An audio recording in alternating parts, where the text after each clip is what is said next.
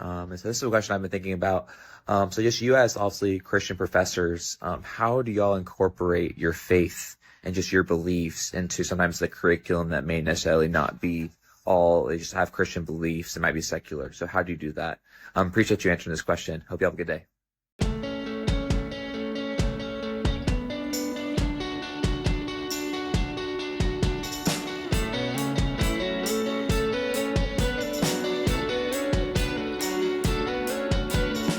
Hey, and welcome back to Meet the Prof. Hey, I'm Shane Hartley, and if you have not been here before, Spence and I do this podcast because we want to encourage Christ-centered conversations on the college campus, especially between professors and students. So we have been interviewing Christian professors by using questions from college students, like you just heard from Jax. And I am really excited about today's interview because this got so deep and there was so much rich stuff in it. We actually divided this into 2 podcasts. So you're going to hear the first part today of our interview with Doug Matthews. Doug is a professor of psychology at the University of Wisconsin Eau Claire. And before we get into deep stuff, we do talk about like his love for North Carolina with us and some North Carolina sports and an embarrassing moment he had as a college student. He was actually kicked out of a psychology class as a college student. Now he's a professor of psychology.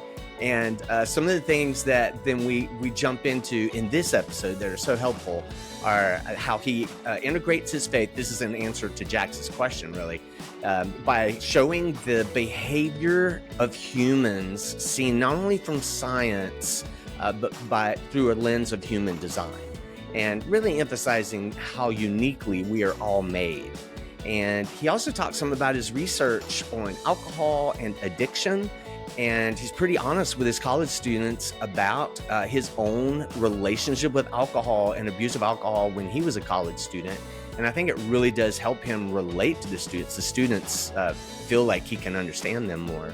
And he also emphasizes a lot, and maybe if there was one theme to this interview, it was on the importance of recognizing how God's designed us individually. So learning how God has made me, and he encourages students to don't give up trying to learn this, how uniquely they're made so that they can make a unique contribution in the world. And it's very practical. It's so helpful. I think you'll love his passion, and we really enjoyed it. So before we get started, if you would remember to take a second, maybe you can pause this unless you're driving, and subscribe or like or follow the podcast on whatever app you're listening with. It doesn't cost anything. And it also doesn't cost anything to click download. Apparently that really helps too. And I think your app should be set up to where it will only download when you're on Wi-Fi and doesn't take a lot of memory up on your device. So all that stuff, thanks for humoring me. We're trying to find ways of helping get this out to more college students. And you may be a college student listening, or you may be a professor or a faculty member or a parent or a grandparent who loves college students. And so wherever you are, we are so glad you're with us. Thank you for listening, and thanks for your encouragement. And we're releasing this on Tuesday. We're going to try releasing these on Tuesdays for a while because of your helpful input on Facebook. And so keep it coming. Let me know things you think we could do better. And without any further ado, here we go. It's our interview with Doug Matthews. Well, Doug, we are so excited to get this time with you. It's fun to see you like this because the first time I met you was at a conference you were speaking at that was around Raleigh. It was in Raleigh for Christian faculty and staff. And now we have this technology to do this. And I just learned from your meettheprof.com profile that you had part of your graduate study was in Chapel Hill. Now you're up in Wisconsin, but we're Carolina people. Yeah. I'll tell you, it's Carolina is just a magical place. In fact, my brother and my mom still live in Raleigh. And sometimes I get down there, and every time I'm back, it's just like, this is just a wonderful place to be. Well, Raleigh was a pretty magical place during the tournament this season. Holy cow. Yes. Talk about the Cinderella season to end all Cinderella seasons. Yeah. You got to give context. You have to explain. Oh, yeah. NC State, I mean, they went from like nothing to, had a shot at winning the tournament this year in men's basketball. It's pretty Yeah, incredible. I actually picked them in my bracket to make it in. Oh, no, you didn't. I Come think I on. had the Elite Eight, so I was like, yes. Okay. All right. My son's a rising junior at state, so he had like the best year ever. It's good for him to have one of those experiences. Yeah, that's great.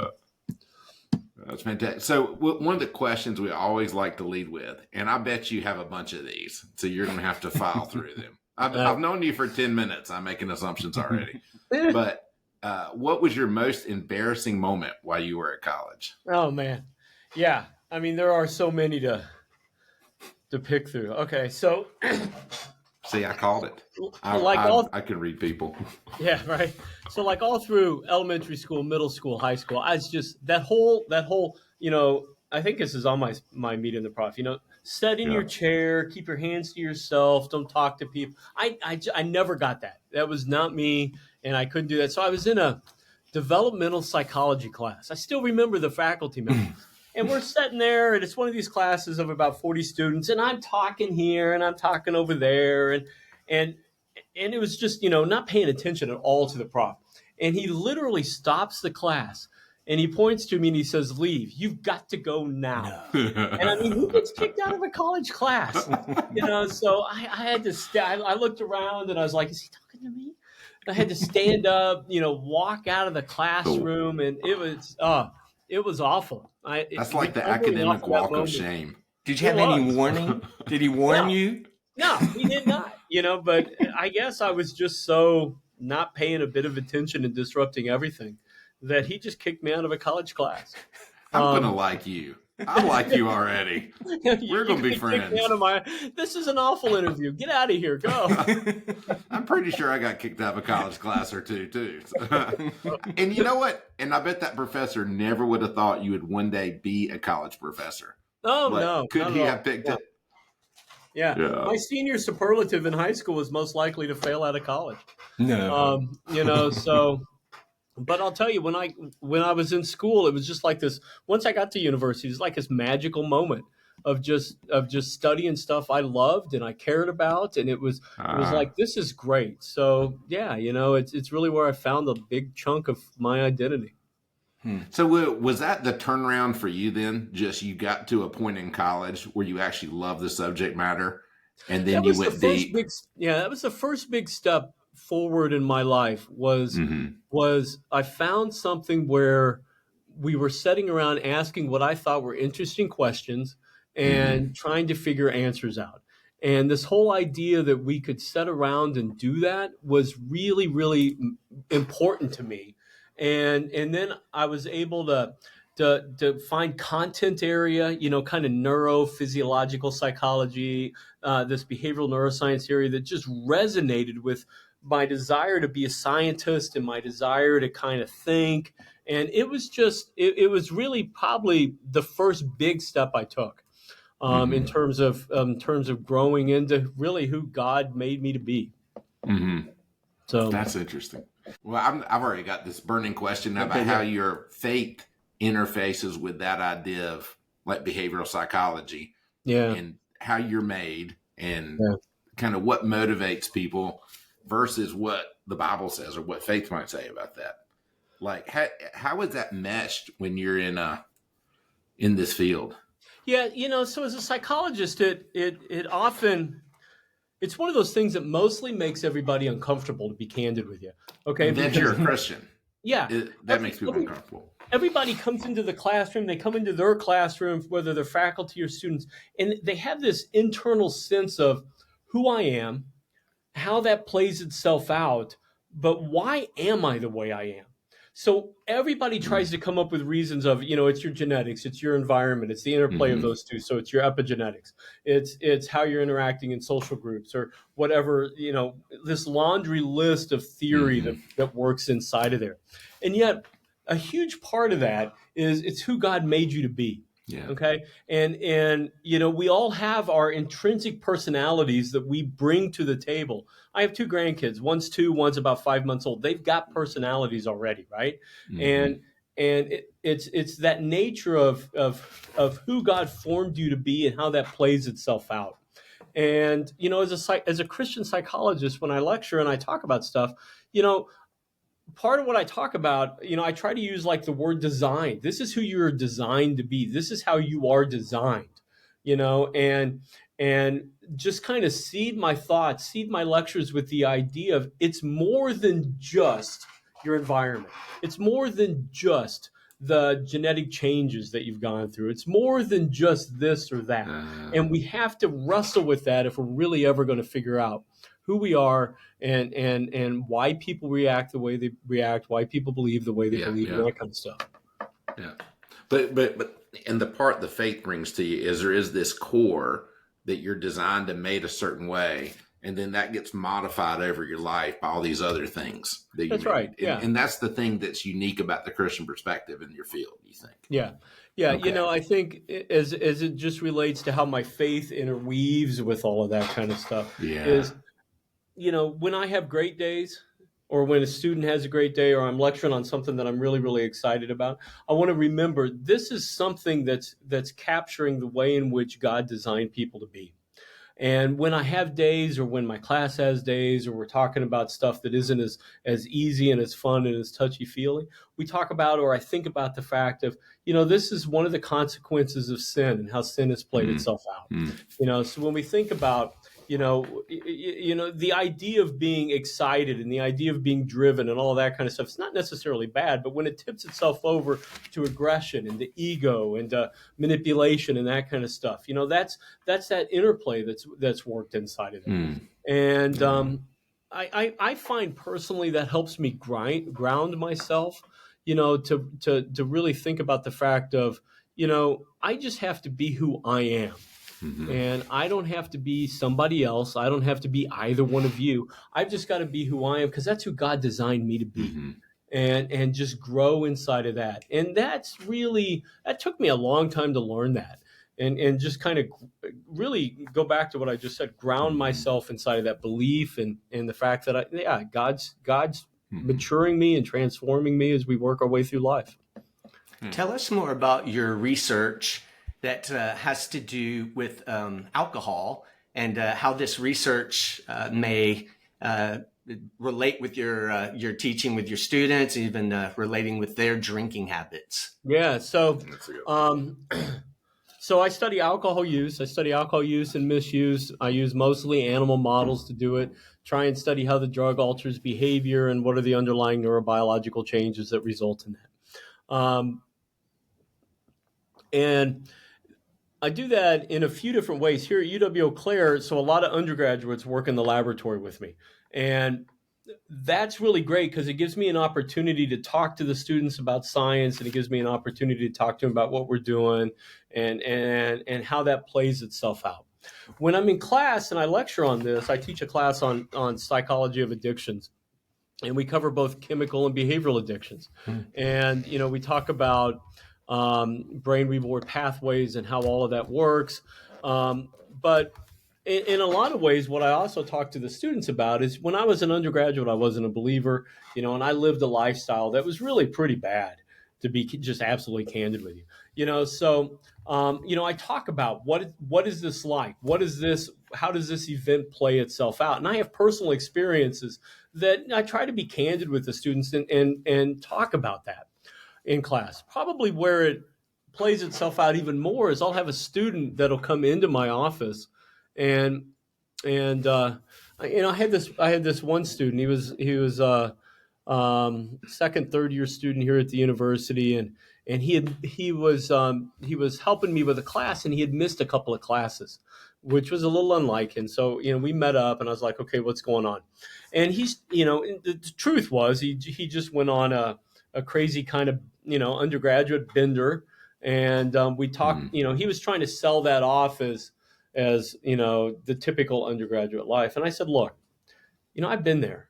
I know how you felt the next day. I know why that happened. I know, the regret and the shame that you're feeling right now. Let's talk about that kind of stuff. And we end up having this conversation about that. We end up having this conversation wrapped up inside of the fact that this does not define you. This is not who you are. But if you don't grow through this, you're going to have issues that are associated with that. And, it's one of those things that, I look back on those days when I was an undergrad. I'm not proud of them by any means, but I think the Lord works on redeeming that kind of stuff. And, Christ saved me from that. And I think just being able to say, look, I was there and now I'm not there anymore is something that students stop for a minute and they're like, okay, this is someone who's A, not judging me, B, understands what, I'm feeling but not saying, and C, is willing to talk about it. So, it plays itself out both inside the classroom, and I think it plays itself out when I'm talking to students in my office. They know you can relate with them. Yeah. It's like I say, it's not something I'm happy to be able to relate to. I look back on those days and I think, ugh, but it's there, and when they say something, I understand what they're saying. More importantly, what they don't say, I understand what they're not saying. And we can just have honest conversations about that. Yeah. It says a lot about your relationship with a student that he would be open with you too about something like this. He was a great kid. I'm sure he still is. He's graduated and is on with his life, but it really goes back to the fact of, I think it's real important that, and I'll say this probably a couple of times inside of this, that we be the person that God wants us to be. So when I talk to, I've been a university faculty member for 20, 25 years now. So when I talk to a new faculty member, one of the things I say to him is, you've got to learn how to lecture in a way that reflects you. You can't lecture like somebody else because you're not somebody else. You're you. You got to figure out who you are, right? So my lecture style is very laid back. It's very interactive, and some students, they're not comfortable with that. They like more of the formal setting, but a lot of students really kind of groove with that. And what I've found over the years is that leads to an opportunity for really, really good conversations, because they will say a variety of stuff. 18 to 25-year-olds are fun people because you're not quite sure what's coming out of their mouth, and you can really get some really good conversations about that. Yeah. So that question about, I believe, resonates with me. Be the person God wants you to be. Yeah. Right. And you kind of alluded to my next question is, how do you figure out who that person is? Oh, God. And so many students are going through that identity definition stage. Yeah. And I'm in that. I mean, I'm 48. I'm still trying to figure out who I am on some levels. So I'm not above it. One of my favorite Bible verses that I really tried to embrace about 20 years ago is John 6:27. Do not work for the food which perishes, but for that which endures to eternal life, which the Son of God will give you, because the Father has placed a seal on him. I paraphrase that in. But what I love about that is, the beginning's a big challenge. Don't just work for things you want, right? Work for things that are going to endure to eternal life, which the Son of Man has given you. And, Jesus is going to give me things that resonate with me. He's going to give me opportunities that I'm like, oh yeah, this is natural. He's going to give me people to talk to that I resonate with. I don't have to be somebody else. I got to be me. So often in life, our students, they've left high school, they've come to university, they're trying to be who their parents told them they should be, who their teacher told them who they be, who their peer group, who maybe they've told them who they've been. And they have to go through that really hard thing of, who am I? Because who you are is who God made you to be. And you got to learn to grow inside of that. And once you learn to embrace who you are, the good, the bad, Christ is changing me, the Spirit's working in my life to modify all that. I think that's really when you begin to just burn with a passion for God, because you get to be you. So when I talk to students, and one of the things I tell them is, do a rigorous assessment of your life, really, really rigorous. What do you like? What do you not like? Where are you growing at? And write all that down, journal all that down. And you're probably going to have to work on it for a few months, if not a few years, because it's hard to get to know who you are. And, so I think that is just for people who want to be really, really active and they want to really live for the Lord. That's one of the things I say to them is, figure out who you are. Because once you figure out who you are, you're going to figure out the areas you're supposed to be working inside of. My wife is one of the most nicest, kindest. She loves people. She loves to have people over. She loves to take care of people. That's what she's great at. I'm awful at all that kind of stuff, So be who you are, and you'll have an impact. Yeah. The whole time you're talking, I'm thinking of that scene in Chariots of Fire with Eric Liddell. Everybody's seen that, right? Yeah. But just where he says something to the effect of, "I feel God's pleasure when I run." And I love. He looks at his sister, and the sister's like, "You should be a missionary. You should be a missionary. This is how God made you." And he goes, "But God also made me fast." And I'm like, I feel like I'm spending my life looking for the thing where I go, God also made me like this. Yeah. That's so great. I think you're absolutely right on that. Yeah. Doug, one of the common questions we'll ask professors is how you would help a Christian student who is struggling with feeling like they want to make a difference when they graduate, but they feel like the way Team A on God's team is to be a missionary or a pastor, and if they do any other career, secular world, that would be Team B. Yeah. How would you speak against that? Yeah, boy, that's a huge thing. And okay, so let me be candid here. I struggled with that too. Okay. So there was a season in my life where I really felt like the Lord was calling us, my wife and I and my family to something different. Okay. Well, for me, that meant missions. Okay. It had to be missions. And we started walking down that pathway, and I can remember the conversation. Well, I'll back up one more step. I the first thing I can remember is just taking to the Lord daily. What do you want me to do? Tell me what you want me to do. I'll do that. And I can remember looking out the window in our bedroom and just like, hopefully one of my bushes in my backyard's on fire, right? Because I wanted that. I was ready for that, and that never happened. And so I decided, and I remember the conversation with Melissa. It's just like, okay, we're going to quit our job. We're going to join a mission agency. We're going to find the right mission agency, join a mission agency. Go. And, that tells you a little bit about my personality, impulsive, action driven, progress, that kind of risk stuff. Taker. Yeah. Okay. Well, that too. It doesn't sound quite as good, but I think so. Melissa's incredibly wise. And she looked at me and she said, Doug, God does not waste anything. And he has placed you in a situation where you have a degree that opens numerous doors that very few people have. He's not going to waste that. And I was like, that's actually pretty wise. I wish I had thought of that. So we worked our way through that. And what was really interesting was the Lord put those two together. And we went overseas for 6 years with a mission agency. But my mission was, I was a faculty member at Nanyang Technological University in Singapore. I was working with a people group in India. And I taught classes, I gave exams, I wrote manuscripts and submitted them to journals. I used my job.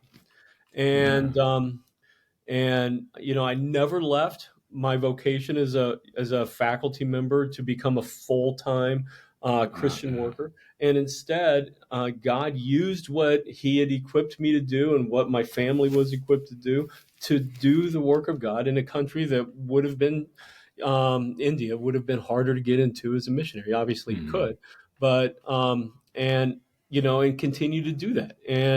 And then 6 years later, that door closed and we came back to the U.S. as faculty members. So that's really, kind of where we go back to really what's kind of turning into the theme of this conversation is be who God has created you to be. He has not created me, at least so far as I know, to be a full-time Christian worker. He's created me to be a university faculty member. So be that. Don't, and essentially be a Christian who's a faculty member instead of a faculty member who just happens to be a Christian. And I really think God spoke through Melissa that day and gave her that piece of wisdom, so be you. People who go off and they're elementary school teachers, middle school teachers, high school teachers, they're reaching kids that nobody else is going to reach. People who go off to be business people, they're reaching people nobody else is going to reach. People who go off to be social workers or reaching people nobody else is going to reach, right? Missionaries aren't going to reach them. Pastors aren't going to reach them because they're not coming to church. But you're in their life. You're at the front lines, and I just think that's a place to be. So figure out who you are and be that person for God. Jordan Rayner has a podcast that I love. It's one of my favorite podcasts, Mere Christians. And he talks to this and says that the work that we do in the world, it's not only valuable because it gets us, close to other people who are lost and new other opportunities for evangelism that a pastor might not have and a missionary might have. But actually, he makes a point that the work itself can bring God glory. Oh, yeah. So can you speak to that? Yeah, I think, when I do my science, one of the things I think I'm doing is I'm exploring, I'm investigating, in some ways discovering stuff about the creation that God made. And I think God's glorified by that. So when I talk about when I talk about the stuff the lab has done, or when I'm lecturing and I'm just lecturing about stuff, what I think is, I'm describing God's glory here. And I may be doing it in terms of neurons and DNA and RNA and behavior and that kind of stuff. But that's what God has created. And that is, one of the things when I talk to faculty members that I say is, Christian faculty, God is giving you a very high calling, because what you have the opportunity to do is describe to people what God has created, what God has allowed. Or if you're in a creation kind of thing, let's say you're in art or you're in English or something like that, and you're producing the stuff, God has given you the ability to produce something, and that production reflects who he is. It reflects his majesty and it reflects his personality. And, I just think that's critical. When we've all had that moment where we hear a song and it just so deeply resonates inside of our soul that we just feel our spirit has been swept up to the mountaintop, right? And that is someone who has created that situation. They've not created it, you know what I mean? But they've been able to produce something that has allowed you to be able to engage with the Lord in a way that I would not have if I had not had that, listened to that piece of music at that moment or something like that. So I think, I just find that a very, very high calling to do. And it doesn't have to be faculty. I think it could be anything, right? I think if you're a business person and you're doing ethical business deals, you're showing the glory of God inside of that. Because everything else, it may be easier to cut that corner. You may get a better deal if you do this kind of side thing, right? But when you're ethical, when you're a lawyer and you're ethical or something like that, you're showing the glory of God. You're showing the fact that the Spirit has changed your life in such a way that you're a different person, right? 2 Corinthians 5:17. I am so grateful for how Doug challenges us. He's challenging students and faculty members, and myself included, to really consider how God has geared us to make a unique contribution and how our work can glorify him. And I mentioned Jordan Rayner in the interview, and if you want to look up more about Jordan, I'll put a link to his website in the descriptions here. And I think you'd love his podcast, Mere Christians. You'll love his books. Master of One is one that I have just finished reading. And so this was so rich of an interview with Doug. I so appreciate him. And before we go, if you'll remember to follow or like or subscribe to this, that will help. And until next time, we hope that God will continue to use this to encourage Christ-centered conversations on the college campus.